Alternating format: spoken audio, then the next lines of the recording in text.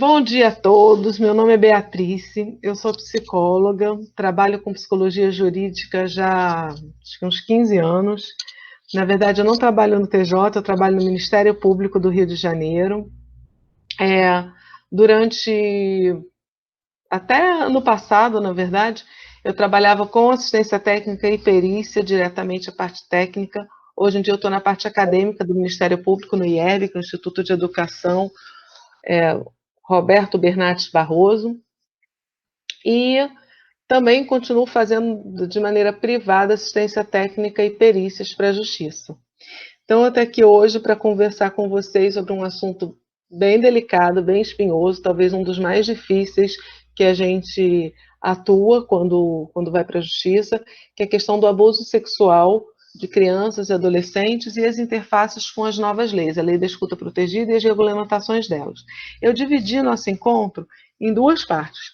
A primeira parte vou dizer assim, pelo menos é o que a maioria me devolve. A primeira parte é mais gostosa, no sentido de que fala do fenômeno em si, dos conceitos psíquicos, de como se desenvolve a situação de abuso. E a outra parte, mais árida, mais seca, mas que concurseiro não tem jeito, tem que enfrentar, que é a parte da legislação. As pessoas, em geral, costumam me falar que tem muita dificuldade nos concursos públicos, porque acham aquilo muito, às vezes até desvinculado, né, do fenômeno em si, tem que muita lei e letra da lei sempre é necessário mesmo enfrentar aquelas leis todas enfim, e se não tem um jeito de ser mais palatável, mais gostoso, se para quem fez direito é mais fácil. E eu vou dizer uma coisa para vocês, eu tenho as duas formações, primeiro eu me formei em Direito e depois em Psicologia. Talvez para quem fez Direito seja um pouquinho mais fácil no sentido de que tem algum contato, né, com o funcionamento dos processos, tem alguma coisa que ele tem mais intimidade, mas na verdade é um desafio para todo mundo, mas é um desafio necessário. Porque concurso público em geral, principalmente esses que são mais questões objetivas, eles são focados na letra da lei. Então não tem como dispensar a leitura da lei. Infelizmente, eu sei que é chato, que é árido, mas você tem que queimar a pestana mesmo lendo as leis, porque é o único jeito, eles são muito literais muitas vezes, muda uma palavrinha ou outra, é importante que você conheça como que aquilo foi redigido, que palavras é que foram usadas, tome cuidado com alguns, né, que são assim, cascas de banana, pode ou deve, se é sim ou se é não, coisas, não tem um izinho ali ou não tem, porque é nisso que o examinador pega nos concursos. Então, a gente vai fazer uma primeira parte falando do abuso sexual, das coisas que a gente encontra, dos fenômenos, de como a coisa acontece, e na segunda parte a gente vai pegar a letra da lei, que não tem jeito de escapar dela, tá bom? Espero fazer o menos sacrificante possível para vocês. Um outro ponto, eu vou mudando aqui, esse é um tema que às vezes fica um pouco difícil de ouvir. E outra coisa que eu acho muito importante, hoje não tem jeito, porque vocês estão aqui por causa de um concurso, todo mundo vai fazer prova sobre esse tema. Mas eu acho muito importante, aliás, nesse ou em qualquer outro, que você, psicólogo, reconheça os seus limites. Sabe? Tem coisas que não é para mim, que eu não consigo lidar, que não funcionam. Então, se possível, evitar esse tema, seja sincero, olha, eu prefiro não trabalhar. Porque é melhor você não trabalhar com determinado tema, não fazer, do que você fazer uma lambança. Então, tem gente que não gosta de trabalhar com abuso sexual, tem gente que não gosta de trabalhar com questões de deficiência, tem gente que não gosta de trabalhar, enfim. São inúmeras questões humanas que tem gente que tem questões pessoais que é um limite, e é bom que a gente reconheça esses limites. Só que agora não tem jeito, vocês vão ter que enfrentar o tema, gostando dele ou não, porque ele cai no concurso e é um tema muito querido, pela delicadeza e pela frequência que ele aparece também na Justiça, no Ministério Público, tá? Que é o abuso sexual infantil. Então tá aí na tela de vocês. Eu queria poder ver daqui. Eu vou às vezes olhar para lá porque para mim está aparecendo ali. As definições de abuso sexual quando eu estou falando de criança ou de adolescente. Quando você pensa numa pessoa adulta, abuso sexual é muito mais específico que isso. Não é qualquer coisa que é abuso sexual, né? Você vai pensar realmente num ato que força alguém a praticar alguma coisa, né? Mas quando você está falando de criança, de adolescente, o sentido de abuso sexual é muito mais amplo. E tá aí, é qualquer tipo de ação sexualizada praticada por um ou mais adultos contra uma criança ou adolescente, com fins de estimulá-la sexualmente ou utilizá-la para a satisfação do seu próprio desejo sexual. E quando eu falo qualquer ato sexualizado, é qualquer ato mesmo. Não precisa mais que tenha só a questão da penetração, do pênis na vagina, como era antigamente. Antigamente, estupro era só quando tinha penetração do pênis na vagina. Saiu disso, não era estupro. Hoje em dia isso mudou, né? Mas não precisa nem que tenha o chamado sexo oral anal.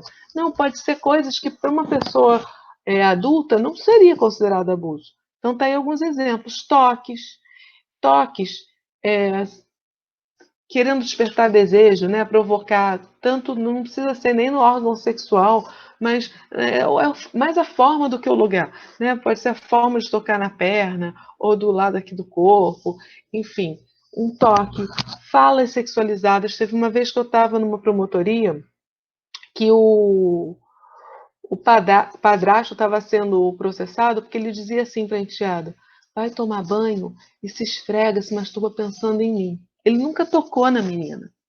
Ele nunca fez nada efetivamente contra ela. Mas não importa. No momento em que falava essas coisas com frequência, essa fala sexualizada já é considerada abuso sexual quando a vítima é criança ou adolescente.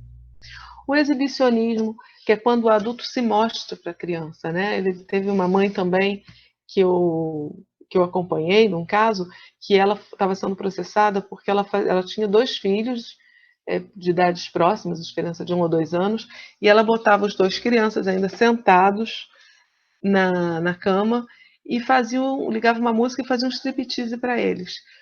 Tirava toda a roupa, se masturbava para eles assistirem. Ela nunca tocou nas crianças, mas não precisa. Esse exibicionismo, quer dizer, se mostrar, né, sentir prazer se mostrando para a criança, para provocar algo nela, já é considerado abuso sexual quando a vítima é criança ou adolescente. O voyeurismo é o contrário, é quando o adulto sente prazer vendo a criança se expor. Então, aquelas situações em que botam as crianças nuas, fazendo carinho umas nas outras, ou simulando atos sexuais, filmam, fotografam. Esse é o tipo de voyeurismo. Exposição a material pornográfico. Às vezes, principalmente em promotorias lá da região oeste, da zona oeste, é muito comum meninos acusarem os pais de exposição a material pornográfico. Eu lembro de um que tinha 6 anos que ele falava assim para mim: tia, eu queria brincar na rua, mas meu pai falava: senta aí, moleque, senta aí para aprender a ser homem. Eu falei: então deixa eu ver um desenho, pai. Não, vai ver isso para aprender a ser homem. E fazia, obrigava o garoto com 6 anos a assistir filmes pornôs. Dali a 10 anos, pode ser que o garoto tivesse maior interesse, gostasse muito de assistir aquilo, mas com 6 anos isso era muito violento para ele. Era muito. Ele implorava para o pai deixar ele ver outra coisa ou brincar de outra coisa e o pai não deixava. Isso também é abuso, né? E às vezes os pais, né, menos cultos, fazem isso na expectativa de ensinar a ser homem, como se ser homem se reduzisse a isso. E muitas vezes tem efeito bem contrário disso, como a gente sabe, né? Problemas da área da sexualidade, dificuldades de toda ordem. É uma violência sexual e é também diferente do filho adolescente que pede para ver, gente. É muito diferente. Estou falando de exposição a material pornográfico antes do momento da criança e do adolescente, quando não é do interesse dele, é uma coisa que está forçando, né? E, lógico, sexo oral, anal, vaginal, com certeza, é também considerado abuso sexual infantil. Então, é bom perceber aí que temos uma diferença entre abuso sexual e exploração sexual, né? Qual é a diferença? No abuso sexual, a finalidade é o prazer de si mesmo, vendo o estímulo do outro, o tesão, a excitação do outro, ou do outro, né? Fazer o outro ter prazer também é uma forma de abuso sexual. O prazer é o mote. Na exploração sexual, o mote é a pecúnia, é a vantagem econômica ou financeira. Pode ser através de moeda, de dinheiro ou qualquer outra vantagem. Alimentos, alguma vantagem qualquer, construção de uma casa. Quando você explora sexualmente uma pessoa, né, usa sexualmente para oferir vantagens econômicas, vantagens financeiras, isso não é abuso sexual, é de quem está indo com ela, né? Mas você que está sendo a cafetina, o cafetão daquela criança, você é o explorador sexual dela. Então, isso é exploração sexual, é um pouquinho diferente de abuso. Espero que tenha ficado claro. Gente, se vocês precisarem me interromper aí para falar, liguei o microfone e perguntar sem problema, tá bom? Para a gente continuar. Mudaram para você? Espero que tenha mudado. Mudou a planilha? Se não mudou, me avisem. Estou indo. Bom, outro conceito importante é o abuso sexual doméstico. Aliás, qualquer crime, violência doméstica, é aquela que acontece dentro de casa, com pessoas ligadas à casa. Não necessariamente alguém da família, pode ser uma babá, pode ser alguém que, sei lá, que foi lá para alguma coisa, mas acontece no ambiente que devia ser o seu ambiente mais seguro, o lar, né? Aquele lugar que você devia estar protegido. É um abuso sexual doméstico.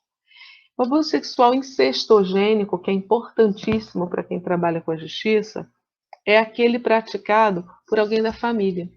As pessoas acreditam que a maior parte do abuso, aliás, é uma confusão, vou até trocar um pouquinho a ordem só para esclarecer isso. Muita gente pensa em abuso sexual de criança e adolescente e liga isso à pedofilia. Foi um desserviço que a lei da pedofilia fez e a própria mídia, né, que divulgou muito pedofilia como sendo abuso sexual infantil. E na verdade não é. E aí quando a gente diz que pedofilia não é um crime, é uma doença, tem sempre alguém que fala: ah, os esquerdistas querem acabar com a pedofilia, querem legalizar o abuso sexual da criança. E não é nada disso. Acontece que são dois conceitos diferentes, que não necessariamente se encontram. A pedofilia é uma doença que já é estudada há muitos e muitos anos, há décadas, pela psiquiatria, pela psicologia, tem a ver com transtorno da área de sexualidade. Pessoas que, por qualquer razão, não conseguem ter uma vida sexual normal com pessoas da sua idade. Sua tesão é voltada para crianças, para menores de idade. Eles ficam interessados, o que excita eles é a imagem da criança, é pensar numa criança, é isso. Agora, não necessariamente uma pessoa com pedofilia, que tem um transtorno na área da sexualidade, é abusador sexual. Vou dizer que 90 e tantos por cento deles não chega a fazer nada com as crianças. Ele vive aquilo do seu íntimo, normalmente muito conflituoso, muito difícil de procurar ajuda, de expor isso para alguém exatamente pela confusão que é feita e pela maneira como são olhados. Isso é muito sofrido quem vive isso. E a pessoa com pedofilia, por exemplo, se você pensar em, quero vontade de matar meu chefe, ai, quero matar minha mãe. Todo mundo tem vontade de matar alguém uma vez na vida. Você pode ficar até pensando em 1000 formas que você usaria para matar aquela pessoa. Se não passou disso, gente, se você nunca teve nenhum ato para realmente vir a praticar o homicídio contra alguém, não comprou uma arma, não foi atrás dele, não atirou, não, você só ficou na sua cabeça, na sua vontade, isso não é um crime. Você não é considerado um assassino porque teve vontade e pensou em matar alguém. Então, da mesma forma, uma pessoa que é pedófila, que tem a doença, que tem o transtorno, que tem fantasias, que sonha, que cria imagens e se masturba pensando, essa pessoa não é abusadora sexual, porque ela nunca fez nada realmente para abusar de alguém. Agora, isso não impede de que seja. Lógico que se uma pessoa que tem o transtorno da pedofilia abusa de alguém, bota em atos, faz alguma coisa, aí ele é um abusador sexual, mas não por causa da pedofilia, mas porque ele praticou atos de abuso sexual contra uma criança. Então, veja bem, pode ter 90% dos pedófilos que não são abusadores e tem uma porcentagem de pedófilos que é sim abusador, porque apesar da pedofilia, ela não é crime, mas ela não impede que se cometa um crime. Então ela pode ser pedófila e praticar o abuso. Então aí ela vai ser abusadora. Agora, se a gente for olhar para o outro subconjunto, né, para o outro conjunto dos abusadores sexuais, a gente vai ter uma triste surpresa de que uma porcentagem muito pequena de abusadores sexuais são pedófilos. Então, assim, lógico que tem pedófilos que são abusadores sexuais, mas do conjunto de abusadores sexuais, só uma pequena parte é pedófila. A maior parte não é pedófilo, não é ninguém que tem um transtorno na área da sexualidade, que não consegue ter uma vida sexual normal com pessoas da sua idade. Não se enquadra nesse contexto. Infelizmente, a maior parte dos abusos sexuais que a gente tem notícia na justiça, na polícia, nos registros, são abusos sexuais familiares, incestogênicos, de pessoas que tem uma vida normal, tem relações sexuais normais com outros, não é essa questão, não tem transtorno nenhum nessa área da sexualidade, mas por razões múltiplas abusam de crianças que deviam cuidar, que deviam proteger, que confiam nela. Então usam aquela posição aí, a gente tem o abuso sexual incestogênico, né? Quando esse vínculo é familiar. É praticado por alguém que tem um vínculo biológico ou afetivo, que não precisa nem ser biologicamente ligado, né? Se eu me separo e me caso com um homem que tem um pai velhinho, que vai morar com a gente. Então fica morando eu, minhas filhas, o meu novo marido e o pai dele, que vai assumir naquele novo contexto familiar um lugar de avô, né? Um lugar afetivo de avô. Avô-drasto, como dizem, mas é um papel, uma função de avô. E teria uma função de cuidar, de ajudar a proteger as crianças que ali estão. Se ele abusa dessas crianças, ele não tem ligação biológica nenhuma com ela, é só afetiva. Mas também é considerado um abuso incestogênico, porque ele está misturando laços de parentesco, de familiaridade, com laços sexuais. Né? Então ele ocupa esse lugar especial de confiança, tem esse dever moral de proteger, de cuidar da criança, mas ao invés de fazer isso, ele abusa daquela criança. Esse é o abuso sexual incestogênico. Infelizmente, o mais comum. Né? O que a gente mais tem estatisticamente de abuso é o abuso sexual da filha pelo pai, filha biológica.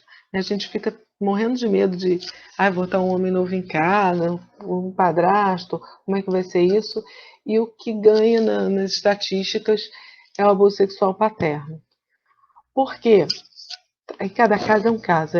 Seria muito, não sei se é a palavra que a gente diz, mas não seria nada prudente da minha parte botar uma única causa. São N coisas, mas o que a gente vê normalmente é que esses homens se sentem triplamente legitimados para abusar das meninas. Primeiro porque são homens e elas são mulheres, e a mulher se submete sexualmente ao homem. Na cabeça deles, ele se sente legitimado por isso. Segundo, eles são mais velhos, elas são mais novas, e os mais novos também devem obediência aos mais velhos. Segunda razão. E a terceira, eles são pai. Eles deram a vida, eles criaram aquela criança. Então, mais do que justo que eles inaugurem, que eles ensinem a ela as coisas da sexualidade, então eles se sentem legitimados para isso. E quanto mais o tempo passa e nada acontece, mais legitimados eles se sentem, né? Quanto menos eles são punidos. E aí a gente tem, então eu vou dar essa aula, vou pegar para exemplo, o caso mais comum, que é a menina abusada pelo pai. Não quer dizer, gente, vou até parar antes de ir para o abuso sexual precoce. Vou voltar lá. Vamos para a menina abusada pelo pai. Quando eu digo que o mais comum é o abuso incestogênico da filha pelo pai, eu não quero dizer que meninos não podem ser abusados, porque podem. Eu não quero dizer que só o pai abuse, porque não é só o pai. Padrasto tem avós, tem padrinhos, tem tios, tem irmãos mais velhos. E tem também mulheres que abusam. Pode ser a mãe, pode ser a madrinha, a avó, a tia, a irmã mais velha. Então, o abuso sexual pode ser praticado por qualquer um e para qualquer um. Vou contar um caso para vocês para ficar mais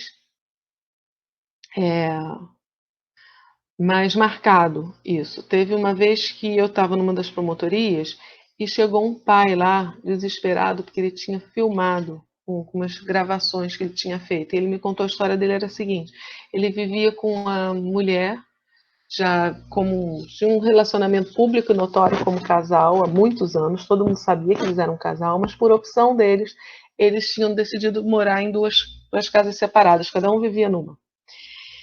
E viveram muitos anos assim, tiveram um filho, ele mantinha as duas casas, cuidava dos filhos, tudo normal. Até que um dia esse homem, que era um grande diretor de uma empresa, ele perde o emprego. E ele, quando perdeu o emprego, com o salário que ele tinha, ele ficou numa situação difícil até conseguir se recolocar de novo. Não foi fácil. Então ele falou assim: bom, para poder durar mais minhas reservas, não sei quanto tempo eu vou precisar, vamos fazer o seguinte: vamos morar durante um tempo numa só casa. Ele se desfaz de uma e vai morar junto. E eles fizeram isso. E aí tem males que vêm para o bem, né? Porque o fato dele ter ido morar, ele aproximou ele muito do filho.